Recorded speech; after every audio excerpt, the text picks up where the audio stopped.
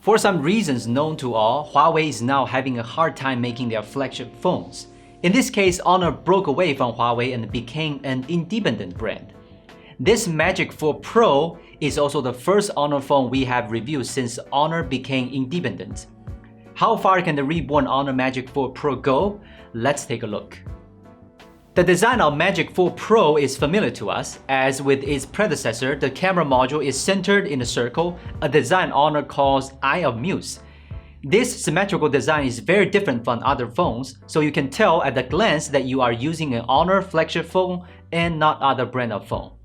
The Magic 4 Pro we got is cyan, and the glass back panel looks great in the light, just like ceramic. Of course, to keep it beautiful, you have to wipe it very often. The top and bottom bezel are flat, the SIM card slot is at the bottom and supports 2 SIM cards. There is IR emitter, NFC, stereo speakers, ultrasonic fingerprint recognition, IP68, and headphone jack. Just kidding, there's no headphone jack. But the Google mobile services you care about is available on the Honor phone as normal. It has all the features it should have, and the design is very special. I think Magic 4 Pro is doing what a flagship phone should do. Magic 4 Pro uses a 6.8-inch quad curved display. Although the resolution does not reach WQHD+, it is sharper than the FHD+ of other phones. Although it is not a screen supplied by Samsung, its performance is not worse than Samsung's screen at all. Some aspects are even better than what Samsung has done. You may not have noticed that the very few phones that support LPTPO 2.0 this year have the option of DC dimming.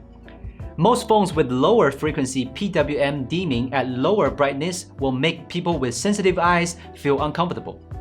But Magic 4 Pro's screen supports 1920Hz high-frequency PWM dimming, which will not make the display worse like DC dimming, but also more eye protection than low-frequency PWM dimming. The side view color cast is also better controlled than the E5 screen with the micro lens technology. And the Magic 4 Pro has a MEMC chip that can interpolate frames for video but not for gaming. If I had to pick a downside, I'd like to see the Magic 4 Pro with a smaller curved screen, because the larger the curved area, the more serious the problem of black and green edges will be. Maybe the product is planned earlier. Magic 4 Pro's processor is Snapdragon 8 Gen 1. Because they were all using Kirin processors before, how good is Honor's tuning and the Snapdragon's flagship processor? Let's take a look. From the result of each benchmark, they are at least doing the same level at the 8 Gen 1 of other brands. No one data is particularly low. What about gaming? PUBG is a piece of cake for flagship phones. Genshin's performance is interesting. Looking at this frame rate curve, the first half of the game is very good, almost perfect.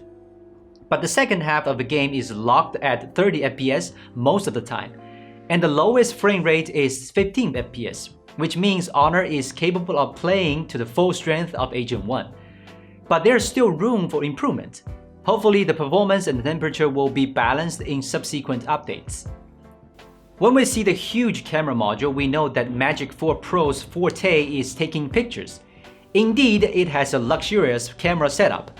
But 2 of the 5 lenses are secondary lenses, and only one main camera, the ultra-wide camera and the 3.5x telephoto camera, which can really take pictures on its own.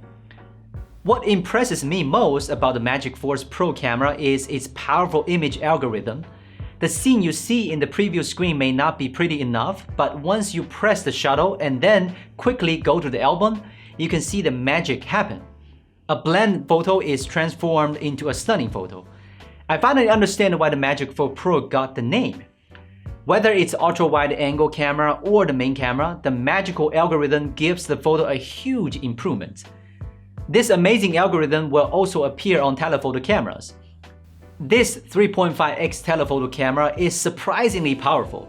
Even if you zoom in to 5 times or 10 times, you can still get a good picture through the algorithm. For example, even if this picture was taken at the 16x zoom, you will still be able to recognize the photo number written on the elevator.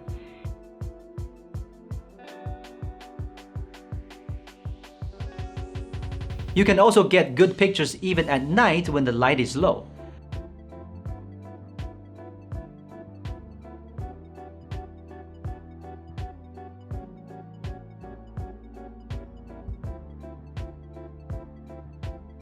Well, this algorithm for optimizing photos only works well for more regular graphics.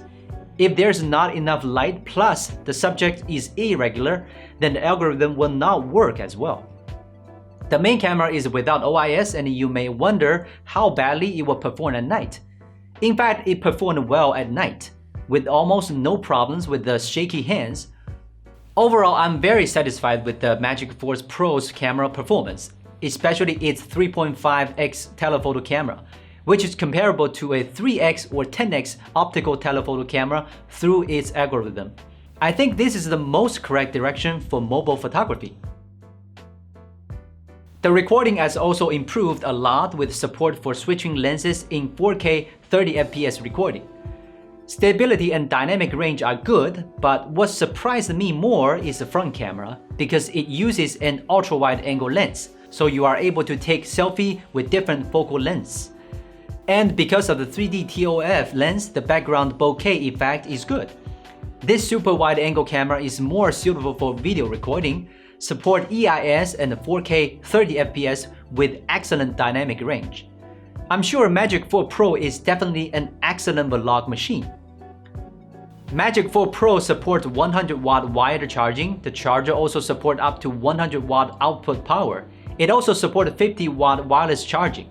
Wired charging takes 15 minutes to charge up to 60% and takes 30 minutes to fill. The Magic4 Pro's battery capacity is 4,600 mAh, which is not huge, but it is enough.